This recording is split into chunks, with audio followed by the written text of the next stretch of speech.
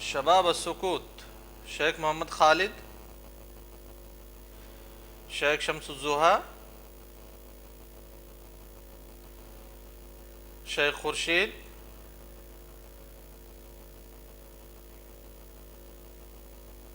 شیخ حماد،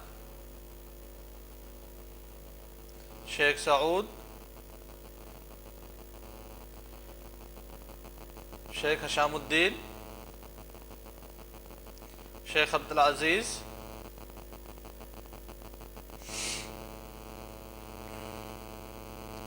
الحمد للہ رب العالمین والصلاة والسلام علی نبینا محمد المبعوث رحمۃ للعالمین وعلی آلہ وصحبہ اجمعین ومن تبعہم بإحسان الی یوم الدین، اما بعد. نتدارس بإذن اللہ تعالی اليوم مسألة مهمة من مسائل الحرف والصناعة، وقد أشرت إلى هذه المسألة في درس الماضي في درس أمس، وقلت أن الفقهاء رحمهم الله تعالى متفقون على أن الكفاءة معتبرة في النكاح والزواج. اتفق الفقهاء على أن الكفاءة معتبرة في النكاح والزواج، ولكن اختلفوا فيما بينهم في اعتبار الكفاءة. ما هي الكفاءة المعتبرة؟ طيب يا شباب، ومن المسائل التي تكلموا فيها أي في اعتبار الكفاءة في النكاح هي الاحتراف والحرف.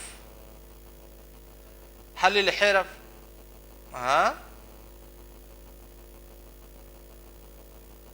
نعم يا شباب،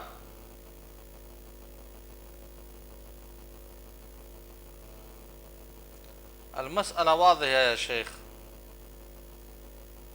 المسألة ليست فيها غموض بل مسألة واضحة. چلیے تمہید بتلا دیتے ہیں، اس کے بعد درس عربی میں ہوگا انشاءاللہ. کل کے درس میں اس بات کی طرف اشارہ کیا گیا تھا کہ نکاح کے اندر کیا صنعت و حرفت کا اعتبار ہوگا یا اعتبار نہیں ہوگا، یہی اشارہ کیا گیا تھا. جیسے آپ ایک معلم ہیں اور کسی ایک انجینئر سے آپ شادی کرنا چاہتے ہیں، لڑکی انجینئر ہے، ڈاکٹر ہے، تو کیا آپ دونوں کے پیشے کا نکاح کے اوپر کوئی اثر پڑے گا؟ آپ لوگ نکاح کر سکتے یا نکاح نہیں کر سکتے؟ یا اگر آپ معلم ہیں تو ضروری ہے کہ معلمہ ہی سے آپ کی شادی ہو، یا اگر آپ ڈاکٹر ہیں تو ضروری ہے کہ ڈاکٹر سے آپ کی شادی ہو؟ یعنی اگر پیشے مختلف ہو جائیں تو پھر فقہائے کرام کے اقوال کیا ہیں اس زواج کے بارے میں. تو قبل اس کے کہ اس مسئلے میں گھسیں، یہ جان لینا ضروری ہے کہ تمام فقہائے کرام کا اتفاق ہے کہ نکاح اور زواج کے اندر کفاءت یہ ضروری ہے، کفاءت مطلوب ہے، اس بات پر اتفاق ہے. لیکن اختلاف ان لوگوں کے درمیان اس بات کو لے کر کے ہے کہ کون سی کفاءت مطلوب ہے. سمجھے شباب؟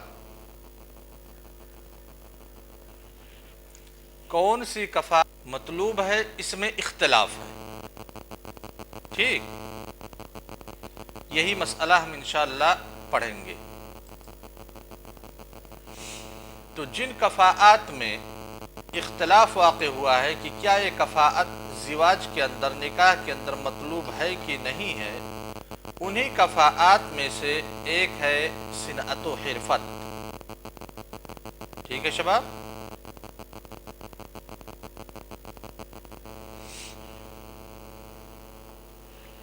فقبل أن ندخل في الموضوع يجب علينا أن نقسم الصناعة والحرفة إلى قسمين ونصنفها، فنقول مستعينا بالله عز وجل إن جميع الصناعات وجميع الحرف ممكن تصنيفها إلى صنفين وتقسيمها إلى قسمين. القسم الأول والصنف الأول حرف شریفہ، صناعات شریفہ. طيب. والقسم الثاني حرف دنيئة وصناعات رذيلة. واضح يا شباب؟ شباب،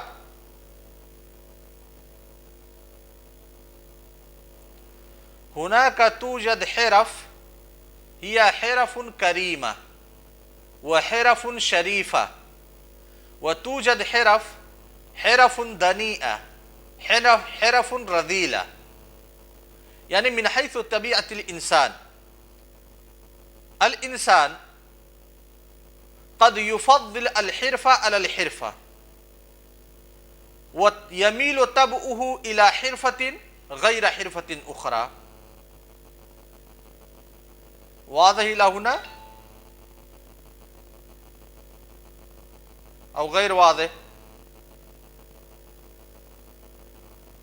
تكلموا يا شباب.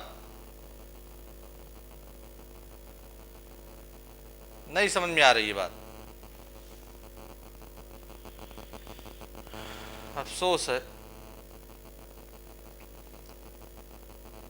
جتنے بھی صنعت و حرفت ہیں ان کو ہم دو قسموں میں تقسیم کر سکتے ہیں.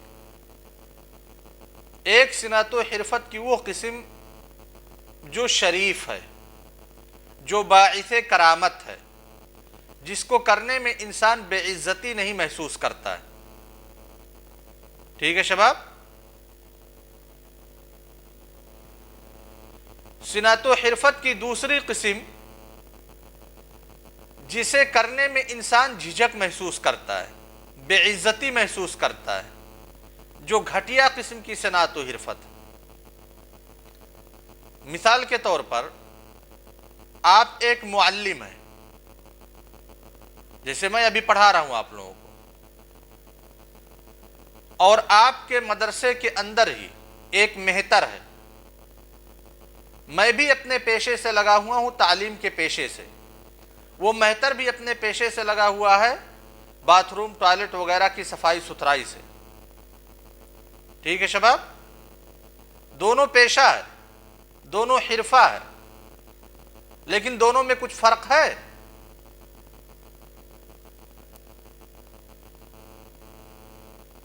بولو بھائی.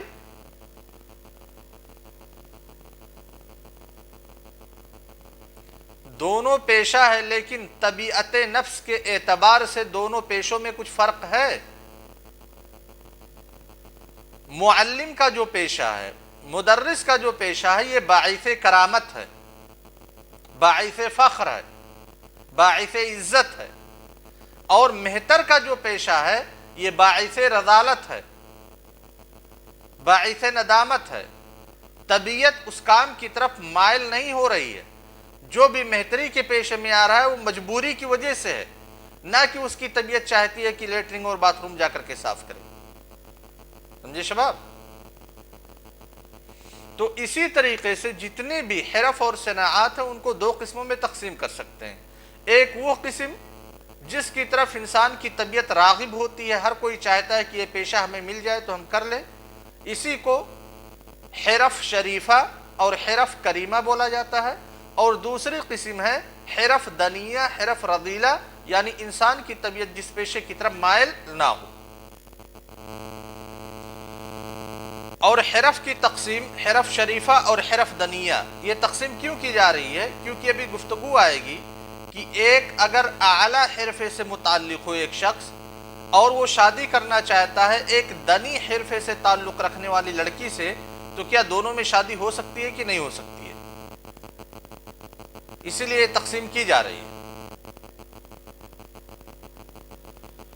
جو صنعت و حرفت کی تقسیم کی گئی، حرف عالیہ، حرف شریفہ، حرف کریمہ ایک طرف، اور دوسری طرف حرف دنیہ، حرف رذیلہ، اس تقسیم میں اصل حضرت عمر بن الخطاب رضی اللہ تعالی عنہ سے مروی ایک اثر ہے. وہ کہتے ہیں کہ اللہ کے رسول صلی اللہ علیہ وسلم کو میں نے کہتے ہوئے سنا، انی وہبت لخالتی غلاما، کہ میں نے اپنی خالہ کے لیے ایک غلام کو ہبہ کیا. وَأَنَا أَرْجُو أَن يُبَارَكَ لَهَا فِيهَا، اور اللہ تبارک و تعالیٰ سے میں اس چیز کی تمنا کرتا ہوں، دعا کرتا ہوں کہ اللہ تبارک و تعالیٰ میری خالہ کو غلام میں برکت عطا فرمائے۔ فَقُلْتُ لَهَا، اللہ کے رسول صلی اللہ علیہ وسلم نے اپنی خالہ کو جب غلام ہبہ کیا تو اپنی خالہ سے کہا لا تسلمیہ حجاما، کہ اس غلام کو کسی حجام کے حوالے مت کرنا، ولا سائغا، نہ ہی کسی پینٹر کے حوالے کرنا، ولا قصابا، اور نہ ہی کسی کسائی کے حوالے کرنا۔ علامہ ابن اثیر رحمہ اللہ کہتے ہیں کہ جو پینٹر ہوتا ہے، جو کپڑوں کو رنگتا ہے، سائغ آج کے دور میں پینٹر کو کہتے ہیں، پرانے زمانے میں جو کپڑے ہوتے تھے، کپڑوں پہ جو کلر چڑھتا تھا، اسی جو کلر کے پیشے سے منسلک رکھتا تھا اپنے آپ کو، اسی کو سائغ کہا جاتا تھا۔ ابن الاثیر رحمہ اللہ کہتے ہیں کہ سائغ کے پیشے سے اللہ کے رسول صلی اللہ علیہ وسلم نے سائغ کے پیشے میں غلام کو حوالے کرنے سے منع کیا۔ وجہ یہ ہے کہ اکثر اوقات سائغ کو حرام سے دوچار ہونا پڑتا ہے۔ سائغ بہت ساری ایسی چیزیں بناتا ہے جو مردوں کے لیے حلال، جو مردوں کے لیے حرام ہے۔ سمجھے نا شباب؟ نہیں، سائغ وہ نہیں، سباغ اس کو کہتے ہیں جو پینٹر ہوتا ہے۔ سائغ مطلب جو سونار ہے،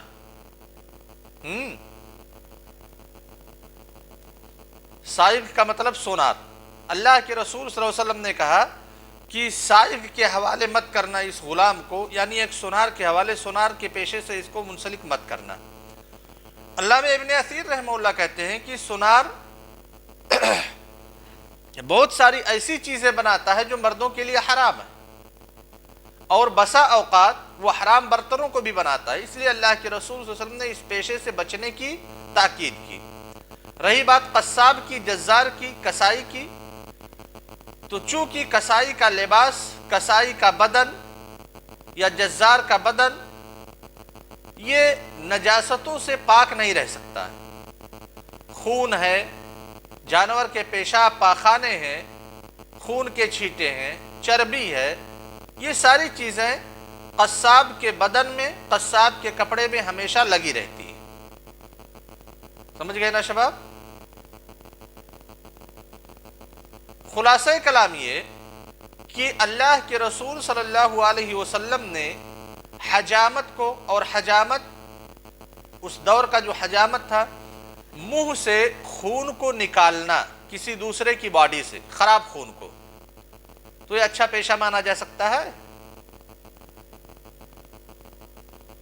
کسی انسان کی باڈی میں فاسد خون موجود ہے، اس فاسد خون کو ایک انسان اپنے منہ کے ذریعہ سے کھینچ رہا ہے، پھر منہ کے ذریعہ سے باہر نکال رہا ہے، تو ظاہر سی بات ہے یہ ایک پیشہ ہے، لیکن یہ پیشہ بہت ہی گھٹیا ہے۔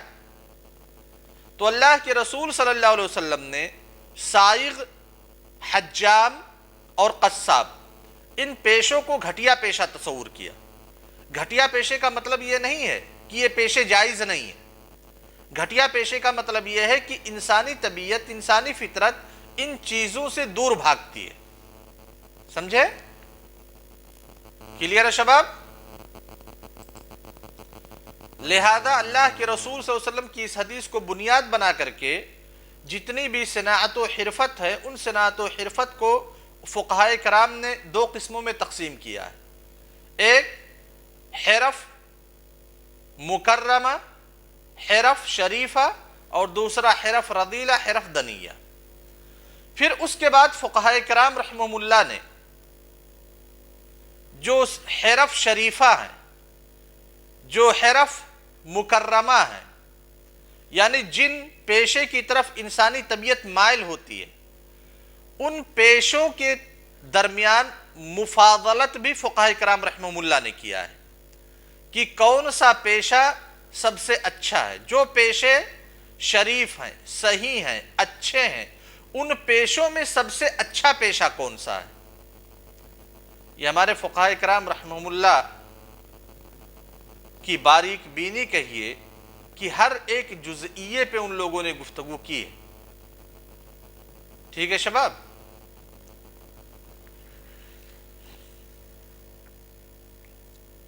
تمام فقہائے کرام کا اتفاق ہے. اب بات ہو رہی ہے کہ جو حرف شریفہ ہیں ان کے درمیان سب سے اچھا پیشہ کیا ہے. تمام فقہائے کرام کے درمیان اس بات پر اتفاق ہے کہ سب سے اچھا پیشہ تعلیم اور تعلم کا ہے.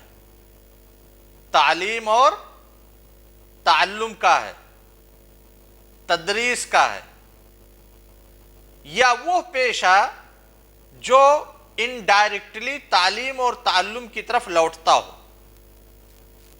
جس کا کنیکشن تعلیم اور تعلم سے ہو. سمجھے شباب؟ شیخ خورشید، بات سمجھے کہ نہیں سمجھے؟ نہیں سمجھے یار، اب میں سمجھاؤں گا بھی نہیں تم لوگوں کو. تمام فقہائے کرام کا اتفاق ہے کہ تعلیم و تعلم، درس و تدریس اور تعلیم و تعلم سے جڑی ہوئی کوئی بھی چیز یہ سب سے بہترین پیشہ ہے. اسی لیے جو اشکال پیش کیا گیا تھا کہ آپ اگر ایک معلم ہیں اور کوئی ایک ڈاکٹر یا انجینئر ہے لڑکی، آپ اس سے شادی کر سکتے ہیں کہ نہیں؟ تو آپ کا جو معلم کا پیشہ ہے یہ سب سے افضل پیشہ ہے، سب سے بہترین پیشہ ہے فقہائے کرام کے نزدیک، اور اس پہ اتفاق ہے، اختلاف کسی کا نہیں ہے. اسی لیے علماء حنفیہ نے صراحت کی ہے کہ ایک معلم کسی شاہی گھرانے کی عورت سے شادی کر سکتا ہے.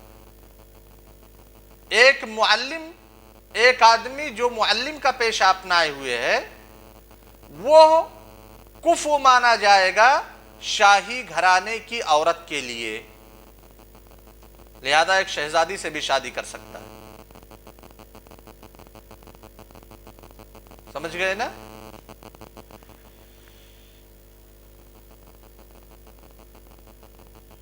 یہ تو ہو گئی پیشے کی بات.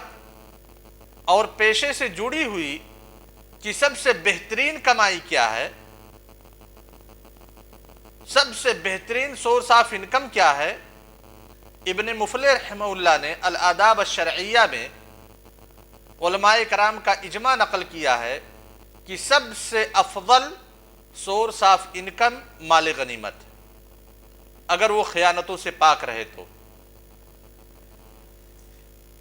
تو سب سے افضل جو پیشہ ہے وہ ہے تعلیم و تعلم. اس کے بعد فقہائے کرام کے بہت سارے اقوال ہیں کہ اس کے بعد کون سا پیشہ افضل ہے، اس کے بعد کون سا پیشہ افضل ہے.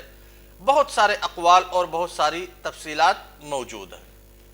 لیکن جن پیشوں کو ان لوگوں نے افضل مانا ہے، ٹھیک ہے، اور جن پیشوں کے درمیان مفاضلت میں اختلاف ہے، وہ ساری احادیث کی بنیاد پہ یا آثار کی بنیاد پہ اور ان سے وجہ استدلال کی بنیاد پہ. اب آ جاتے ہیں حرف دنیہ پہ کہ جو گھٹیا پیشے. فقہائے کرام نے حرف دنیہ کی تحدید کے لیے اور حرف شریفہ سے حرف دنیہ کی تمیز کے لیے کچھ طریقہ اختیار کیا ہے کہ ایک حرف دنیہ کو حرف شریفہ سے کیسے الگ کیا جا سکتا ہے. اس کے لیے فقہائے کرام نے دو مسلک اختیار کیا ہے. سب سے پہلا مسلک ہے ضابط بنایا،